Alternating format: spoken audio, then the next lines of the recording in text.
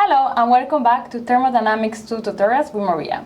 We're going to be solving a Rankine cycle with reheat. We are asked to consider a simple Rankine cycle with two reheat processes where their steam is going to enter at a temperature of 400 degrees Celsius with a pressure of 3 megapascal and it's going to leave with a pressure of 10 kilopascal. The first reheat process is performed at 1200 kilopascal and it's going to bring the steam to a temperature of 400 degrees Celsius.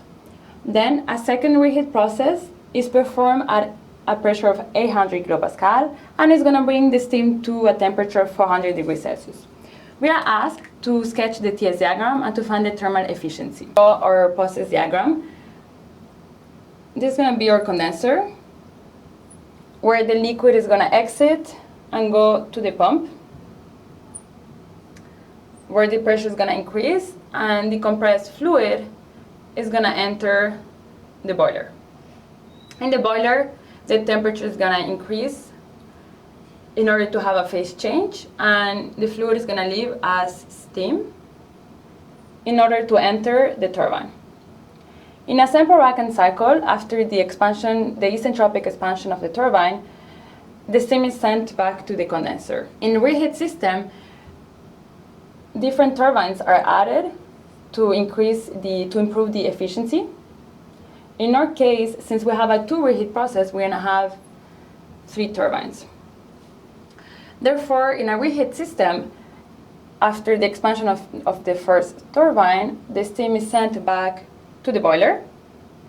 It's heated up to reach the superheated state before being sent to the expansion of the next turbine.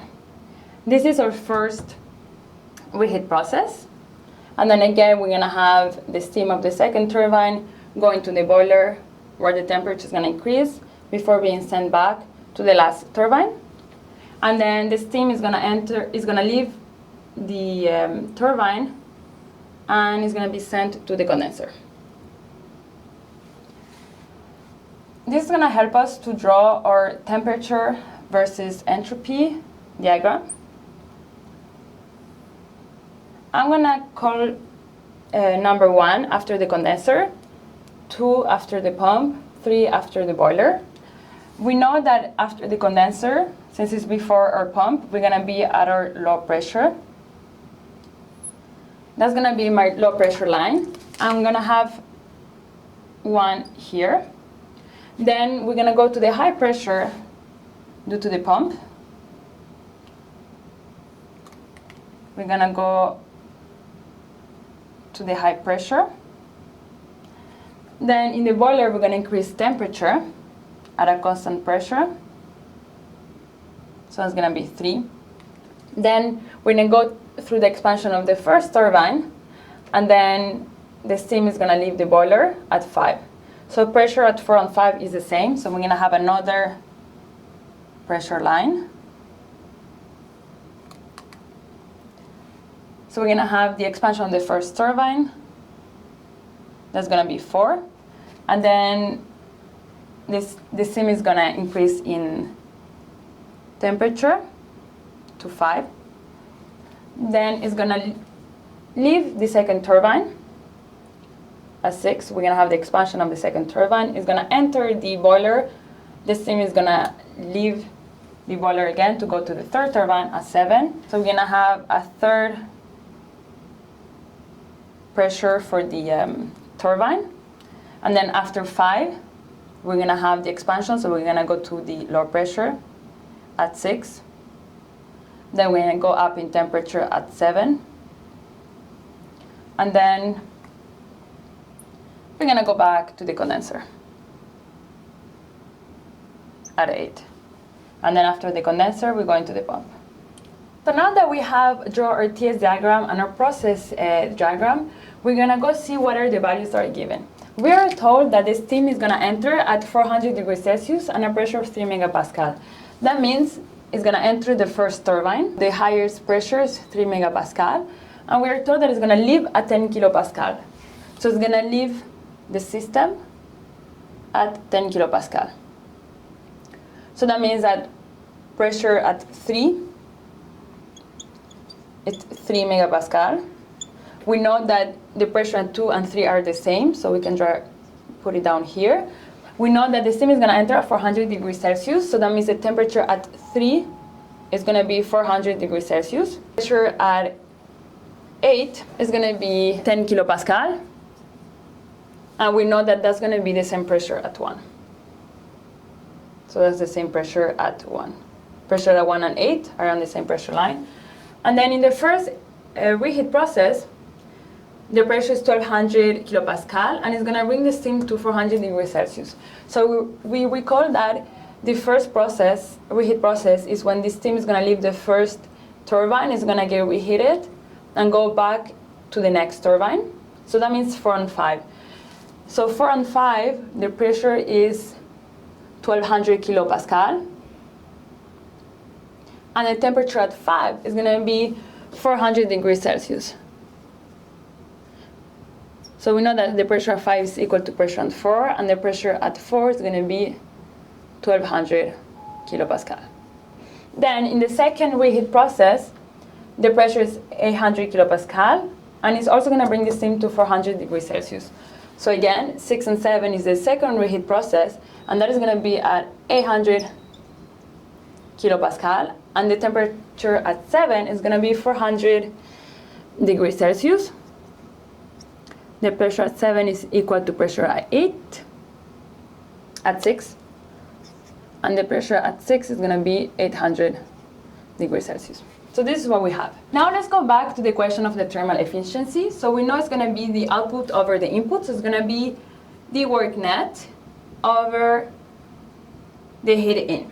What is the work net? It's going to be the sum of the work of all the turbines. So it's going to be work of turbine 1 plus work of turbine 2 plus the work of the turbine 3. In our case, we can neglect the work of the pump. We have already seen that the work of the pump is very small compared to the work of the turbine, so it can be neglected. And the heat in, we're going to have the primary heat in. So I'm going to call that boiler, but we're also going to have the heat in for each reheat process.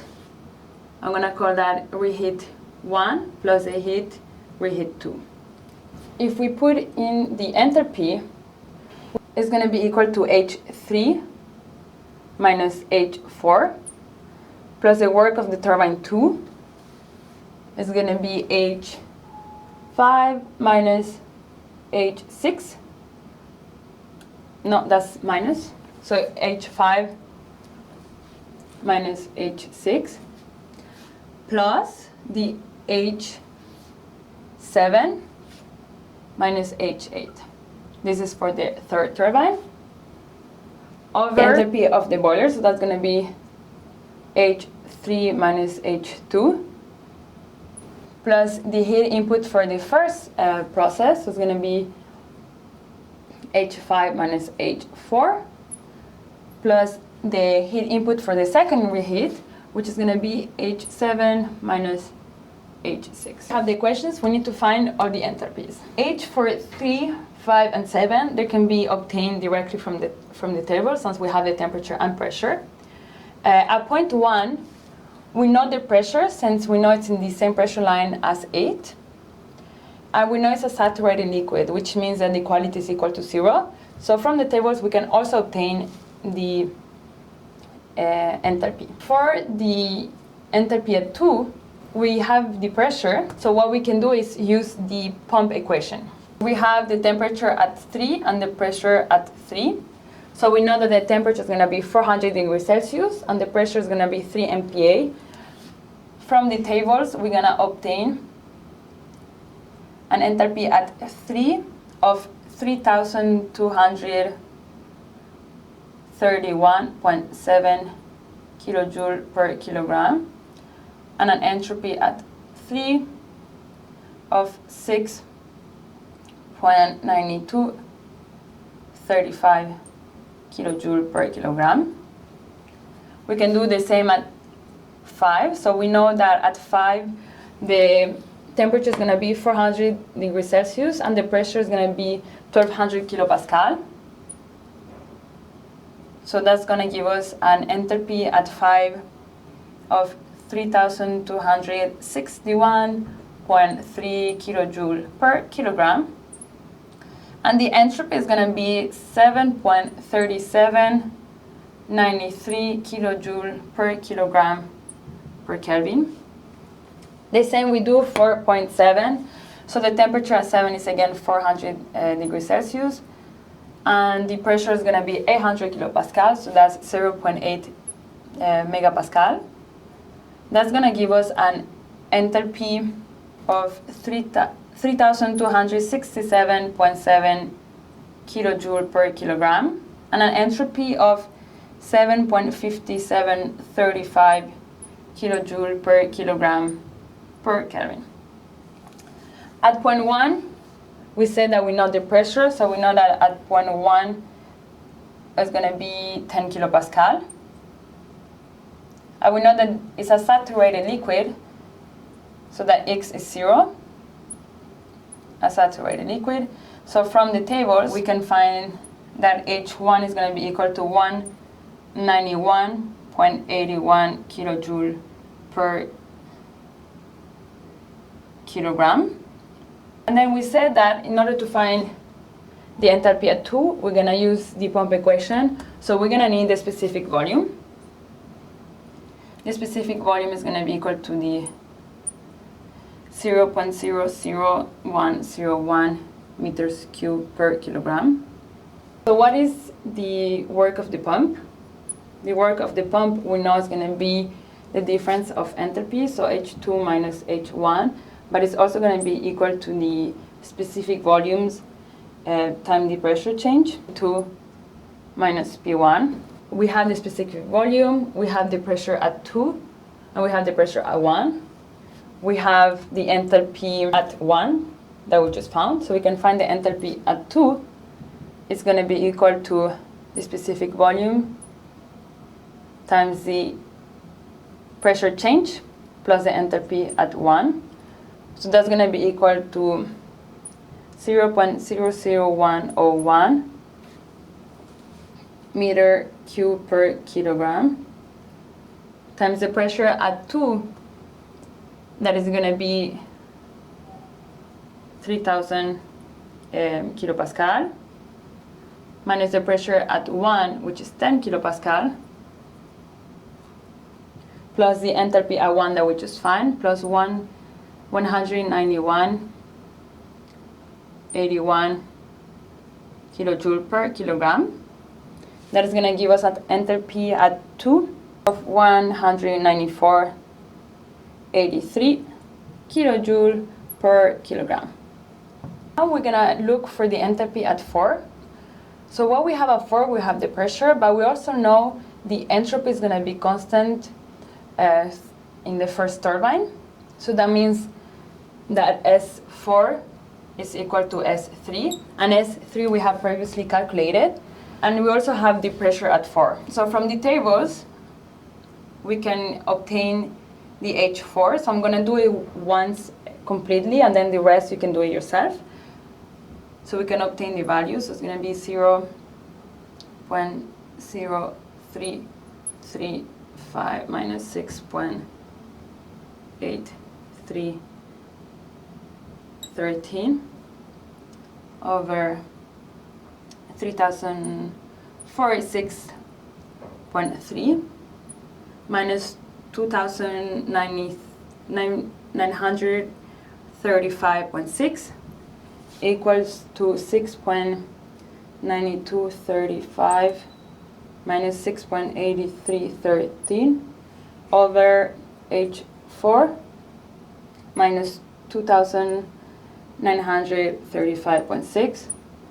And then once you do the interpolation, you can find a value of H4 of 2,986.08 kilojoule per kilogram. I'm going to do the same for state 6, isentropic expansion. So S6 is equal to S5. Pressure at 6 is 800 kilopascal. And if we do the interpolation, we're going to find an enthalpy at 6 of 3,143.43 kilojoule per kilogram. And now at point 8, we know the entropy and the pressure, so we can do the same. We know that the entropy at 8 is equal to entropy at 7, and we have the pressure at 8 is going to be 10 kilopascal.